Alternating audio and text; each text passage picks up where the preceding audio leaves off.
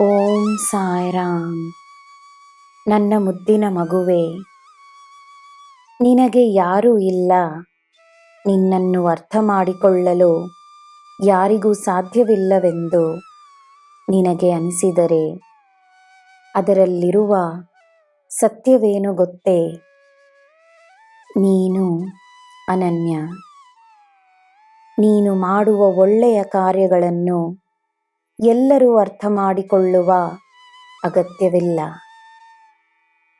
ನಿನಗೆ ಅರ್ಥವಾಗಬೇಕಷ್ಟೇ. ನಿನ್ನಿಂದ ಉಂಟಾಗುವ ಸಂತೋಷ, ನಿನ್ನಿಂದ ಜನರಿಗಾಗುವ ಉಪಕಾರ, ನೀನು ಸಂಪಾದಿಸುವ ಪುಣ್ಯವೇ ಮುಖ್ಯ. ನಿನ್ನಲ್ಲಿರುವ ಒಳ್ಳೆಯ ಗುಣಗಳು ಬೇರೆಯವರಲ್ಲೂ ಇರಲಿ ಎಂದು ಪ್ರಾರ್ಥನೆಯನ್ನು ಮಾಡು. ಅಪೇಕ್ಷೆಯನ್ನು ಬಿಡು. ಅಪೇಕ್ಷೆಗಳು ದೂರವಾದಷ್ಟು ಸಂತೋಷ ನಿನ್ನ ಹತ್ತಿರವಿರುತ್ತದೆ. ನನ್ನ ಮುದ್ದು ಮಗುವಿಗೆ ಏನು ಕೊರತೆ? ನಿನಗೆ ನನ್ನ ಆಶೀರ್ವಾದ ಮಾತ್ರವಲ್ಲ, ಎಲ್ಲ ದಿವ್ಯ ಶಕ್ತಿಗಳ ಆಶೀರ್ವಾದವಿದೆ. ನಿನ್ನ ಜೀವನ ಭವ್ಯವಾಗಿರುತ್ತದೆ. ನಂಬಿಕೆ ಇರಲಿ.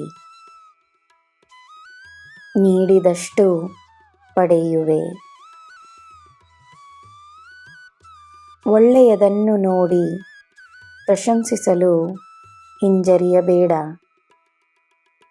ಬೇರೆಯವರನ್ನು ಹೊಗಳುವುದರಿಂದ ನಿನ್ನ ಶಕ್ತಿ ಕಡಿಮೆಯಾಗದು, ಇನ್ನೂ ಹೆಚ್ಚಾಗುತ್ತದೆ. ನೀನು ನೀಡುವ ಪ್ರೇರಣೆ ನಿನಗೆ ಗೌರವವನ್ನು ತಂದುಕೊಡುತ್ತದೆ.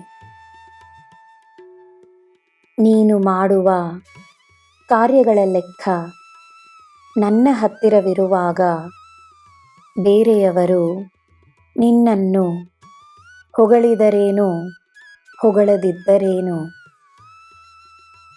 ನನ್ನ ಮಗುವೆ, ನಾನು ನಿನ್ನನ್ನೇ ನೋಡುತ್ತಿದ್ದೇನೆ. ನಿನ್ನ ಮೇಲೆಯೇ ನನ್ನ ಗಮನವಿದೆ. ನಿನ್ನಲ್ಲಿಯೇ ನಾನಿದ್ದೇನೆ. ನಿನಗೋಸ್ಕರವೇ ನಾನಿದ್ದೇನೆ.